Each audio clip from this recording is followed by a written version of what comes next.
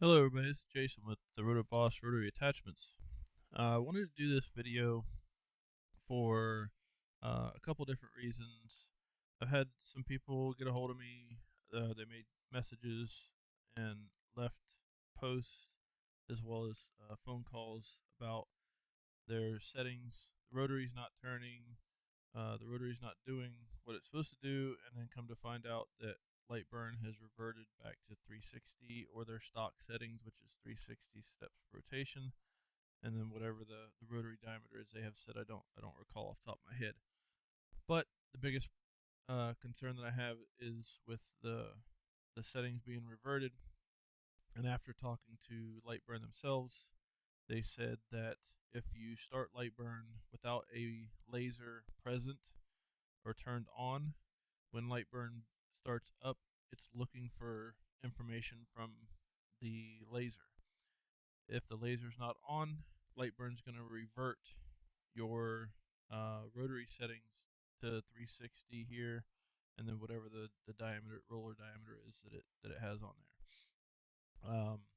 So their recommendation is, or their solution to that is, make sure that your laser's on. Then you want to start up Lightburn and select it from your list of your devices here if you have multiple devices.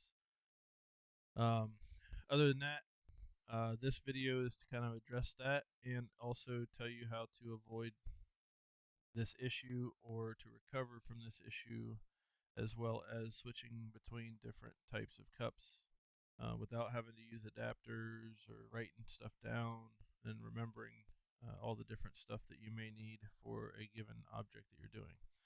So the first thing you want to do when you're setting up the rotary is in here. I use this is like a one-time thing just to make sure that you have roller selected.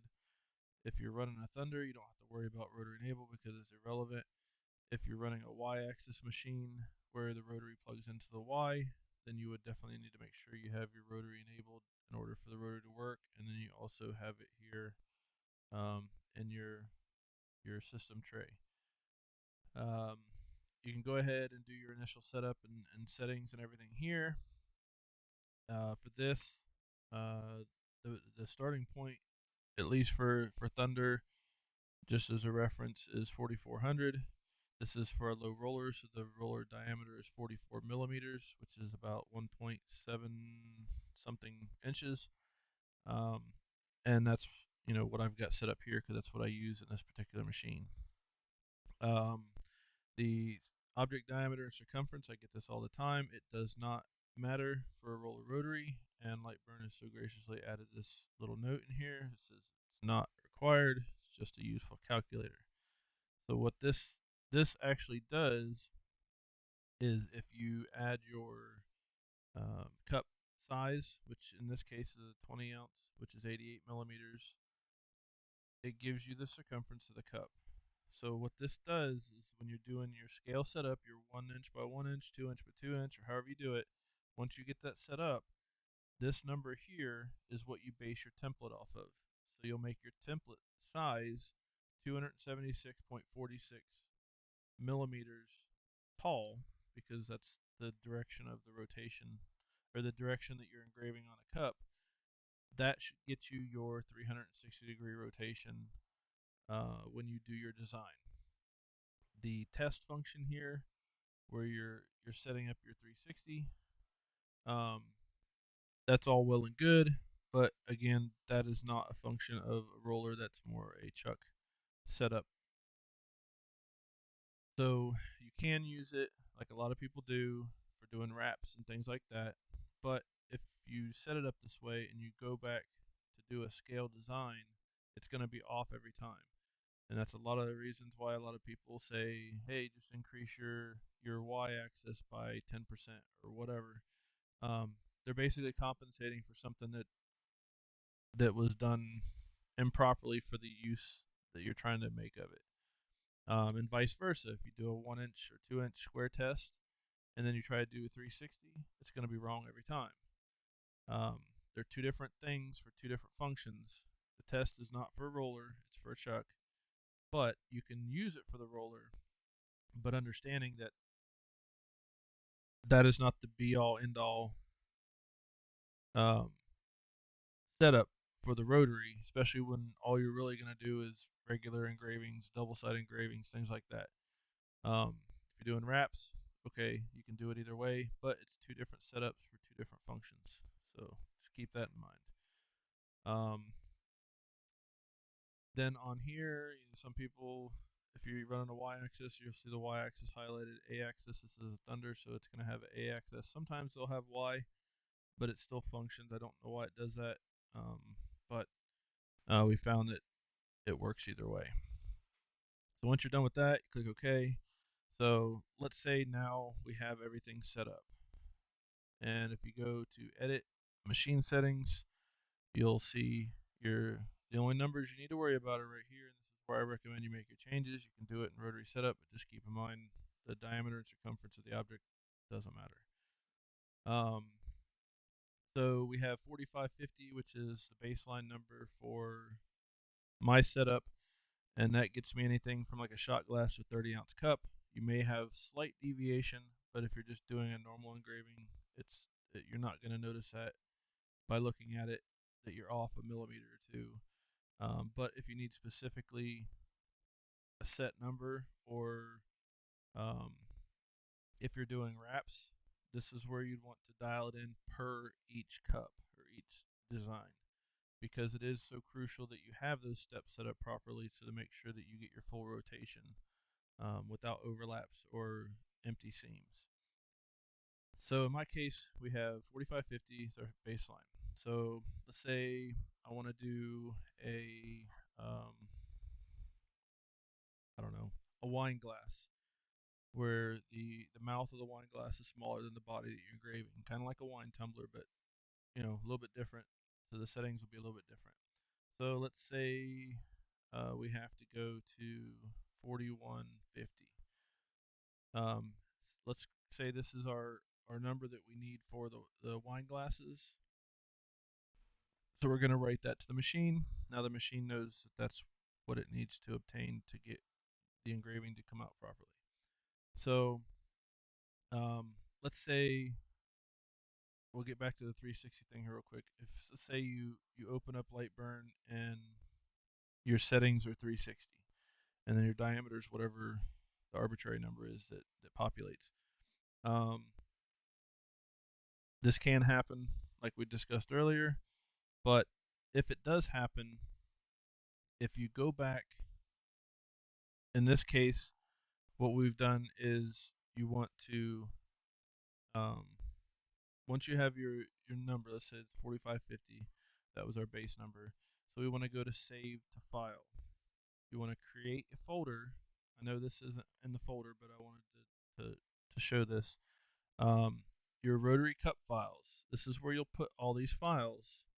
And then what I do is once you do your initial setup, you save a baseline Rotary file or whatever you want to call it.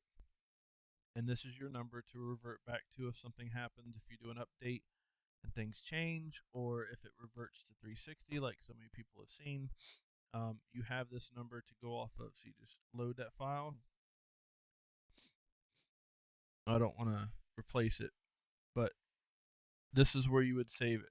Once it's saved, let's say you start up Lightburn and it's at 360.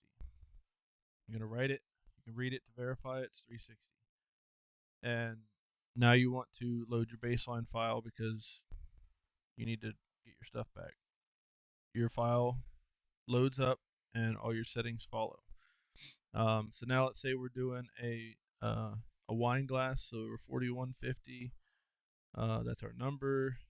Write it to the machine. You also want to go here to save the file. So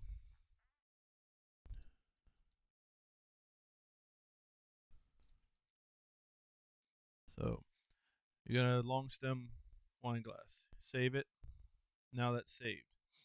So let's say we went ahead and did our wine glasses, and now we want to do a 30-ounce water bottle. We just go here, find our 30-ounce water bottle. Boom, settings changed. So this way you don't have to have a bunch of adapters you got to keep track of and pay more money for all that stuff, and also you don't have to write a bunch of stuff down. It's all saved here for you. So let's say we're done with that. Now we want to go to our 15-ounce wine tumbler. Go to that, numbers change. So all your settings are here. If you're doing a bunch of different types of stuff that require different numbers, or if you need specific numbers to do, let's say, wraps or whatever, you'd want to make your changes, get everything dialed in, and then save your file for a wrap. Let's say a 30-ounce polar wrap. All right, so you're gonna save that. So next time you come back and you need to do a 30-ounce polar wrap, boom, load it. You're done. You can go ahead and start engraving. Um, so once all that's done, uh, if you want to go back or whenever you do whatever, you can go back to your base settings, write it to machine, and then hit OK. So another thing too is to do line setting or line engraving and things like that on the cup. It can be done. You can do it through your vendor settings, but I'm going to have a different video on that, talking about that specifically on how to make those adjustments, and to show you how I do it and kind of go from there.